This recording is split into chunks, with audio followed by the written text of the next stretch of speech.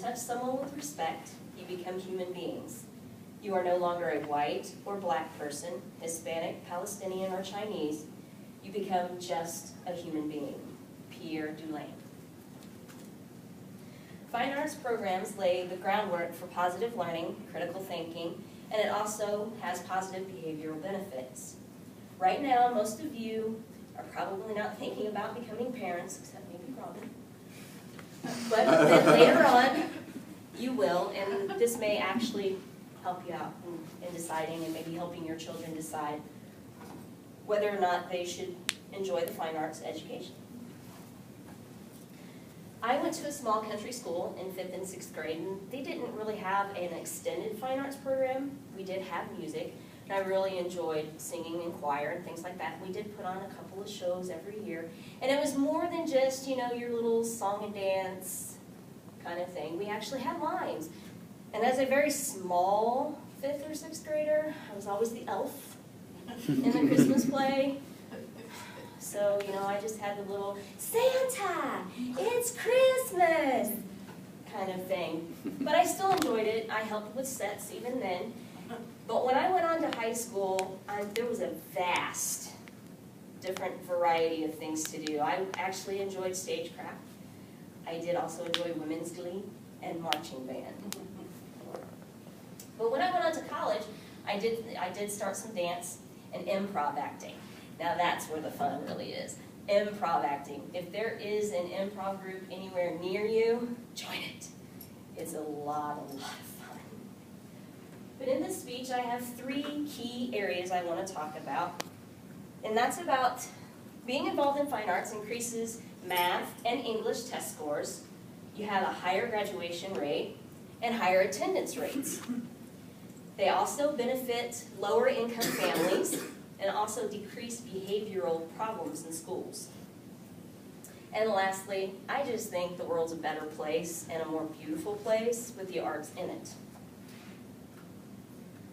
Students taking fine arts classes, they increase their English composite scores by 22% on standardized tests. Students that add acting and drama, they also increase their reading comprehensions. This is my daughter Stephanie. This is her freshman year, and she was actually the maid in The Sound of Music. She loves theater, and in the Marshall School District, when she was younger, we had summer enrichment programs that also did theater through the summer. She was involved in all of them. She was in Bye Bye Birdie, Annie, Into the Woods, all kinds of stuff. Dancing, singing, you name it, she does it. English is her shining star. She can read, write, you name it. Her composite scores were always in the advanced in English, and her reading comprehension in 5th grade was on a junior high school level.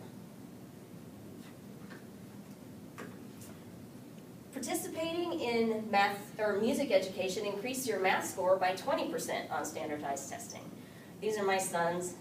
They're amazing mathematicians. Let's start with Mason. Mason last year in 8th grade took a high school algebra class for high school credit in 8th grade. His teacher was sick.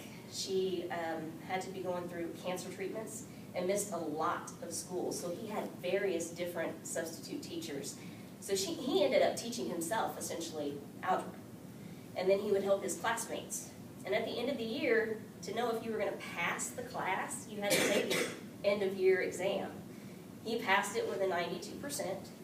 All the students in his class passed with an 80 or above because he helped them a lot. He's really great in math. Now Jason, also great in math. He took his ACT the first time without a calculator because he forgot it. And his composite score without a calculator on the ACT on the math portion was a 24. He took it again later, and it was a 28 with a calculator. Missouri State High School Activities Association give out more awards than just for athletes. They also give them out for music. And in 2013, the Marshall High School Orchestra received the Outstanding Scholastic Achievement Award for having a cumulative GPA of 3.85. That's the entire orchestra. at least a 3.85 cumulative GPA. And I'd like to say that's him celebrating for it, but that's one of his senior pictures. It's just silly. Students that participate in fine arts also have a 93% graduation rate. They have a higher attendance rate. And I can attest to that. Actually, this week, my youngest son, Mason, and I have been sick with the flu. And Monday night, after he and I have both been throwing up like just bandits, I turned off his alarm clock because I knew I was going to call him into school Tuesday morning. I wanted him to sleep. He woke up at noon in a panic because he thought he has missed school. He comes running out into the living room just, Mom! Mom, you gotta take me now! Just take me now! I'm like, no, dude, go in, take a shower, let's eat some soup, and you can go back and lay back down. He lay back down and still slept for another 2 hours. But he was frantic. He did not want to miss school. With arts in schools, studies show that they decrease behavioral infractions as well. Pierre Dulaine taught some ballroom dancing in some of the finest ballrooms in New York City. It also closes the gap between high-income and low-income families in inner cities. Low-income families can't really afford to send their children to take violin lessons when they're 5 and 6 years old, or to take dance lessons and things like that, like higher-income families can. So when you offer these classes in public schools, they tend to bridge that gap where your higher-income families, you know, they can do all those things when they're 5 and when they're 6. And if little Sally or Susie doesn't want to take it next year, it's not a big deal. They're finding that the increase of the scores in English and math are still the same, but without those classes and things being given to lower income families, their percentages are even lower than the percentages to the higher income families that don't take the fine arts classes. So they're actually increasing even more by another 10, 15%.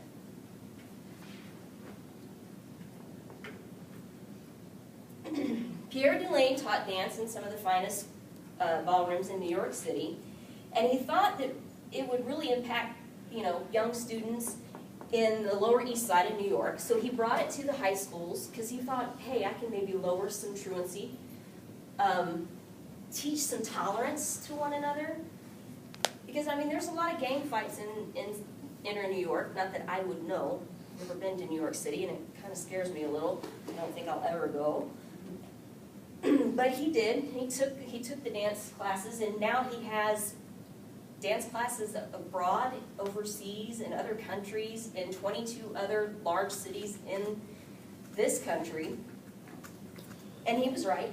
It worked. He reduced truancy, he decreased the dropout rates, and the tolerance for one another increased. These children would go into these classes. These would be kids that they would see each other out on the streets and maybe even possibly kill each other. But inside their classes, they got along. They realized that they weren't any different than the other person, and they actually became friends. So I'd like to take a second to say thank you, Pierre Dulaine, for everything you've done in the dance world. With students receiving programs in the art, music, theater, and dance, they become conscious of their interactions with other people, with teachers, with coaches, people that they meet out on the street. They find inner pride and more accomplishment in things that they do every day. They love the applause from the audience. They feel a euphoric rush. And I believe that it all has to do with the beauty of the arts. Art and music are 99%, and this is from a table from the state of Missouri, 99% of public schools offer art and music. And you may think, hey, that's great. I think it needs to be 100%. Somewhere there's 1% of school districts that do not have music and do not have art. I cannot imagine school districts that don't have music and art. Now, does anybody have a magnifying glass? Because if you're noticing up here, dance you can't even see. And it's going to tell you there's a 0, but it actually is less than 1%, and my computer laughed at me I said, I don't know how to put less than 1%. So they gave me a 0. But less than 1% of school districts in Missouri have dance. In high school, we had a dance teacher. She was also our choir teacher. And I wasn't exactly really interested in dance in high school. I waited until later in college. And I enjoyed dance in college. Okay, get ready to laugh. But I did. I danced in college. I really, really enjoyed myself. Okay, one more laugh. Okay, we're done. But I think we need to call Pierre DeLing, come back here to Missouri. Let's go to St. Louis, Kansas City, Columbia. Let's open up some dance classes. Let's get that started in public schools. And maybe then it'll trickle down to smaller places like Sedalia, Marshall, places like that. Get some more dance classes in school. Right? But I think what makes me even more angry than the dance is the theater. 41% of school districts in Missouri have a theater. I took for granted that my high school had theater. And I took for granted that not every student had the chance to take theater. I do not know what my family's lives would be without theater. My husband has an associate's arts degree from here at State Fair Community College in theater. He has a bachelor's degree in theater from UCM and a master's degree in theater from UCM. I do not know what that man would be like without theater. He put it in our engagement pictures. The photographer said, hey, say something real sweet and romantic. Romeo and Juliet. What am I doing? Concentrating not to fall off the wall. I'm gripping. Yeah. Theater makes it into our family pictures. This is the Lyceum Theater in Arrow Rock. Have you been to the Lyceum Theater in Arrow Rock? If you have not, I will give you all the information you want to know. See me later. The Lyceum Theater is wonderful. We see at least 2 play productions every year. They're wrapping up their season this year. They usually end in late November. So they make it in family pictures, and of course, in my wedding pictures, beautiful backdrop, except for my mother-in-law's car. I did not know it was there until it was too late. That's okay. But like I said, I'm not sure what my husband would be like without theater. And then I thought of my children. What would that have been like without them not having theater in their lives? The Three Musketeers up here actually got to do a production together in 2012. Stephanie was not on stage. She did backstage management. She, did a lot of props and painted a lot of stuff. My oldest son was a flying monkey. It suits him, trust me. And the little man, the only reason why he made it in is Ms. Johnson said, I need little people. I need some little people. We're doing the Wizard of Oz. I have to have little people. Does anybody have little brothers or sisters that have some stage presence, that don't get scared on stage? They can sing. They can do all stuff like that. And of course, Stephanie and Jay go, I do. So that's how Little Man ended up in there. And then, of course, you have all the rock stars down here. But what Jay did the most in theater, we called him the hippie in the box. He did lights and sound. That was his major thing. And he cleans up pretty nicely, too. Wow. And then in our fine arts department, we also include debate, speech and debate. My daughter was a part of forensics and debate. She was a state qualifier her senior year and enjoyed it greatly. That is a picture with her debate coach, Mr. Paul Garinger, and her favorite teacher of all times. All the hard work pays off, though. And in 2014, the Drama Department Award went to my son, Jason. He did 4 years of hard work and dedication. Miss Amber Tottingham said some very amazing things about him. Can I recall them? No, because I was crying. The picture is blurry. Why? Because I was crying. So some wonderful people took a picture of Miss Tottingham and Jay together a couple of classes later when nobody was crying, when they were holding the thing. The only thing I can remember that she did say is, I'm going to miss you very much, baby. Aww. So, like I said, all the hard work really pays off, and I'm going to cry now. Sorry. But fine arts have been taking a back seat to standardized testing.